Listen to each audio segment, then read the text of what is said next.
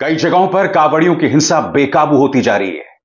सब नहीं मगर कुछ कावड़िए बेकाबू होते जा रहे हैं और अब बात हमारे बच्चों की सुरक्षा तक आ गई है। आपके सामने दोस्तों ये तस्वीरें हैं हरियाणा के फतेहाबाद की। इन तस्वीरों में देखिए कावड़िए जो हैं वो एक बस पर पत्थर मार रहे हैं। सोचकर भी सिहरन पैदा होती है ना, इस बस के अंदर बच्चे हो सकते थे मगर शुक्र है उस वक्त बच्चे नहीं थे। मगर आपको क्या लगता है अगर बच्चे होते तो क्या ये कावड़िए रुकते? नहीं। बताया जा रहा है कि गलती से बस जो है इन्हें छू कर निकल गई। कोई बहुत बड़ी दुर्घटना नहीं हुई मगर इनका गुस्सा देखिए किस तरह से बस पर पत्थर फेंके जा रहे हैं। एक स्कूल बस पर पत्थर फेंके जा रहे हैं। मैं आपसे सवाल पूछना चाहता हूं जो अपने घर में बैठ के इस कार्यक्रम को देख रहे हैं। कुछ देर के लिए कल्पना कीजिए कि आपका बच्चा एक स्कूल बस में बैठा हुआ है और उसके बाद इस तरह से गलती से वो बस किसी कावड़िए को छू जाती है। क्या आप कल्पना कर सकते हैं उसके बाद क्या होगा? क्या आप यह भी जानते हैं कि इस वक्त जब मैं आपसे बात कर रहा हूं तो नोएडा जैसे शहरों में स्कूलों की छुट्टी कर दी गई है? नहीं, बारिश की वजह से नहीं, कावड़ियों की वजह से। कावड़ियों की वजह से स्कूल्स की छुट्टी कर दी गई है, ऑनलाइन क्लासेस। इस तरह से बेबस है प्रशासन कावड़ियों पर काबू पाने के लिए। वो इस कदर डरा हुआ है कि अगर गलती से कोई स्कूल बस किसी कावड़िए को छू गई तो कोई बहुत बड़ा हादसा, कोई बहुत बड़ी दुर्घटना हो जाएगी। आज सवाल न सिर्फ उत्तर प्रदेश सरकार से है, प्रशासन से है, बल्कि कावड़ियों से भी है, शिव के भोलों से भी है। सबसे पहले मैं शिव के भोलों से सवाल पूछना चाहता हूं। मैं खुद एक शिव भक्त हूं। आध्यात्मिक तौर पर मैं भगवान शिव और भगवान बुद्ध दोनों से इंस्पिरेशन लेता हूं, प्रेरणा लेता हूं। मैं आपसे पूछना चाहता हूं, ढेरों मिसाल आई हैं, अब रोज कम से कम 2 मिसालें ऐसी सामने उभर कर आ रही हैं जिसमें कावड़ियों की हिंसा दिखाई दे रही है। अब हरियाणा के फतेहाबाद में एक स्कूल बस पर पत्थर मारे गए। मैं आपसे पूछना चाहता हूं, आपके साथ सरकार है, आपके साथ प्रशासन है, आपके साथ पुलिस है। अगर आपके साथ कोई ज्यादती हुई है तो पुलिस में शिकायत कीजिए, पुलिस तुरंत कार्रवाई करेगी। अरे भाई, कुछ कावड़ियों ने एक जगह हत्या तक कर दी, पुलिस ने कोई एक्शन नहीं लिया। जिसकी हत्या हुई है पुलिस ने कारणों में बीमारी लिख दिया है। मजाक नहीं कर रहा हूं दोस्तों मैं। वो खबर क्या है कुछ देर बाद मैं आपको बताऊंगा। मगर मैं अपने शिव के भोलों से सवाल पूछना चाहता हूं, कावड़ियों से सवाल पूछना चाहता हूं। आपको इस हिंसा पर लगाम लगाना पड़ेगा वरना एक बहुत बड़ी दुर्घटना हो सकती है। इस तरह से आप आम इंसान की जान का दुश्मन नहीं बन सकते। अगर कोई बहुत बड़ी दुर्घटना होती है तो मैं बात समझ सकता हूं, आपका आक्रोश। अगर इस तरह से स्कूल की बस पर पत्थर मारना,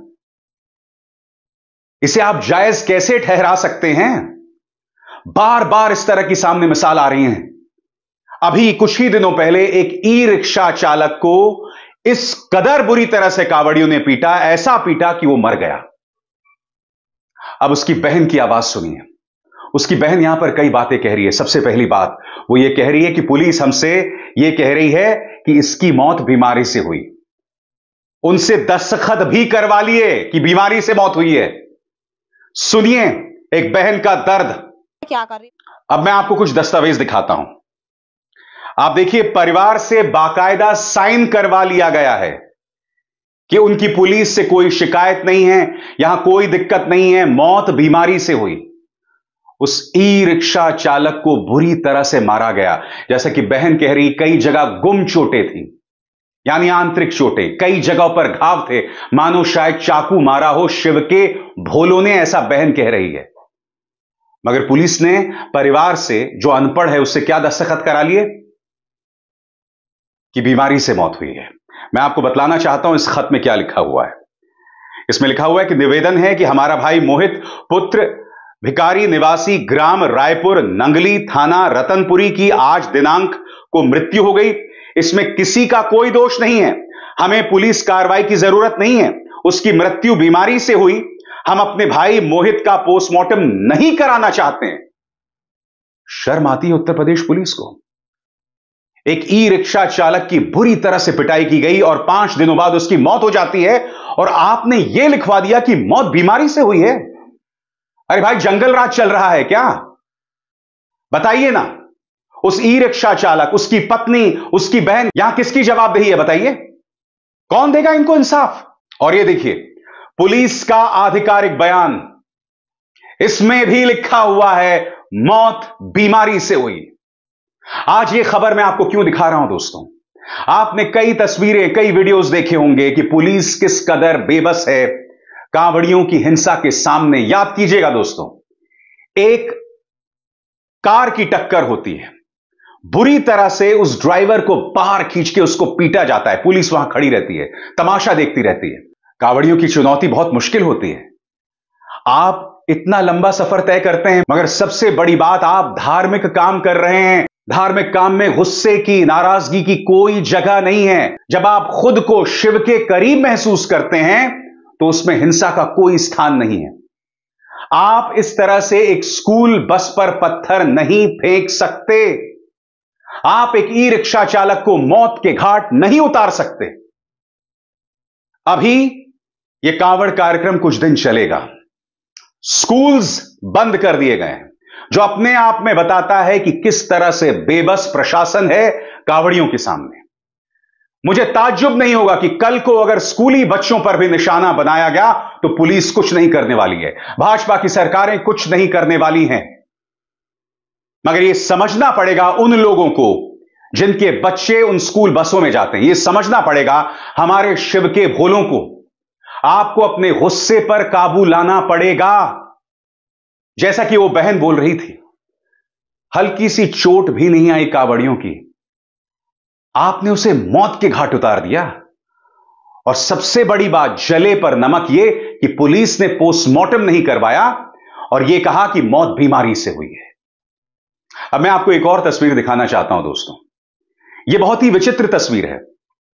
एक महिला कांवड़िया जो है वो ताजमहल पहुंच गई।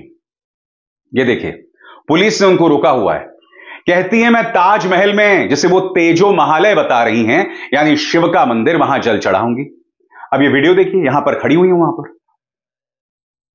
किसने इनको ये पाठ पढ़ाया है? किसने इनको ये सबक दिया है? ये यहां पर पहुंच गई हैं ताजमहल में जल चढ़ाने के लिए। पुलिस कह रही है आप सुप्रीम कोर्ट से आदेश लेकर आइए।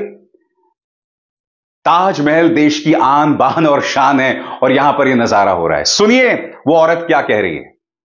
वो औरत समझने को ही नहीं तैयार है। वो सिर्फ भोले बाबा का तर्क दे रही है, हमारे शिव भगवान का तर्क दे रही है, और सारे तर्क उसके सामने बेमानी हो जाते हैं। देखिए क्या हो दोस्तों, ये अपने आप में थिएटर ऑफ द एब्सर्ड है।